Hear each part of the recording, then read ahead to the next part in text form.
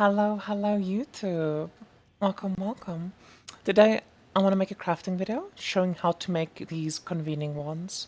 Now I will note, convening wand is the minion wand base, and doing this on other non-convening wands is actually easier to do because those are not minion bases, but it doesn't really matter if you do it on a minion wand or not, which is why I will be showcasing on minion wands, because I actually bought these bases for like 30 div each, which was way cheaper than the non-minion variants.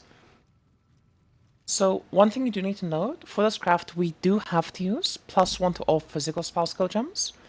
If you want to do +1 to all lightning spell skill gems, you do need to use a rune dagger, because a rune dagger has tech in it to guarantee the +1 lightning, while on wands it is a gamble to get +1 lightning, which if you want to, you can still take that gamble.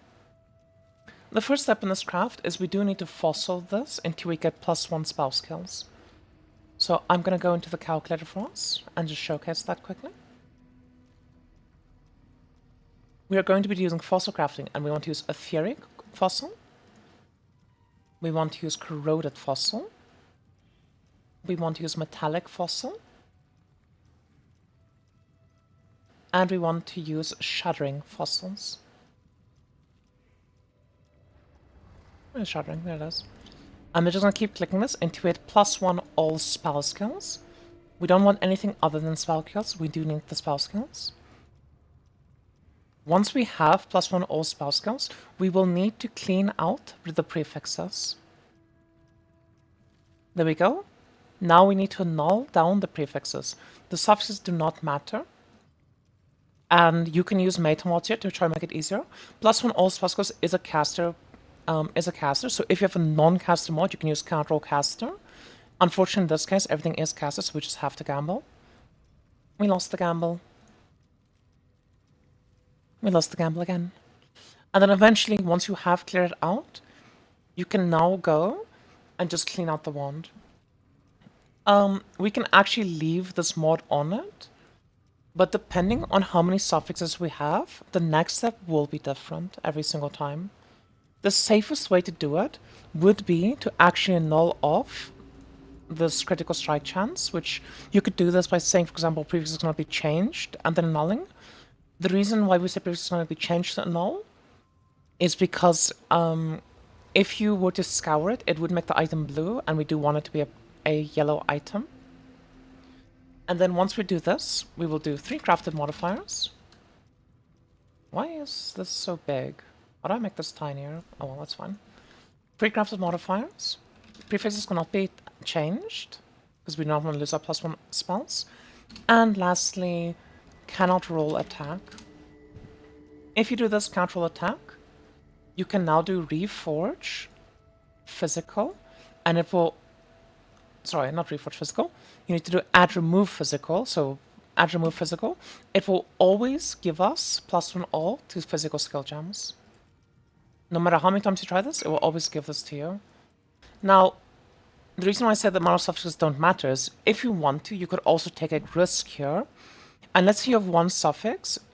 Let's say you already have a suffix. Instead of having this, you cannot change prefixes, you just have your random suffix that you rolled into, like that.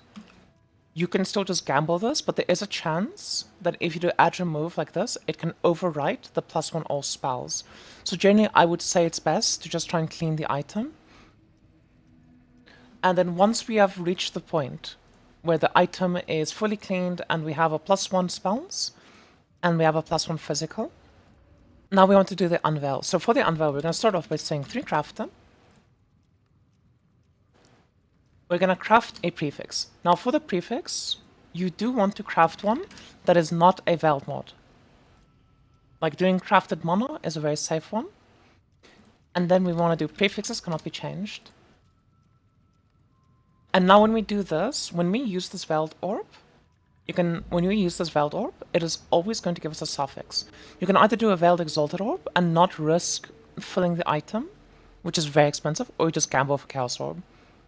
Most of the time with chaos orb, it's not going to give you random modifiers.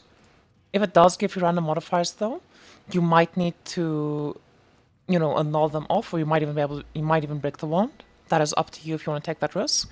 Look at the cost of things and determine the risk for yourself. We're going to craft an attack speed for our block. Apologies for that. And now you'll see, let's see. Increased cast speed, that's decent. Increased cast speed is decent. Increased cast speed. Double damage. In this case, we still lost. We didn't get anything good. The only reason why dot multi is a bad block is there will always be one dot multi, whereas there can be multiple attack speeds. Both are fairly, like, you know, it's a somewhat random unveil to do, unfortunately. But then once you do unveil and you're happy with whatever you got, like let's say double damage, we're gonna remove our crafted modifiers. We're gonna do 3 crafted. And the prefix we want is add non-chaos as physical. Oh, sorry, add non-chaos damage as extra chaos. This modifier. Sorry, I'm going to craft that on. So 40% increased spell damage, gain 4% of non-chaos as extra chaos. Very strong modifier. And then we're just going to craft on cast speed. Meow, meow. If you had cast speed, you know you can do double damage, or you can do crit multi, or you can do whatever. I believe on one wand, I went with crit chance. And on the other one, I would have cast speed. The reason I did spell crit is I actually need this spell crit was better than a crit than the cast speed, because I did need the crit chance in the build. So you can just POB and see what your build specifically needs, but a very safe one is just cast speed. And that's how you make the +2 wands for very, very cheap. Thank you all so much for watching. I hope you have a lovely day further. And goodbye. Please like, comment, subscribe, the usual. Bye bye.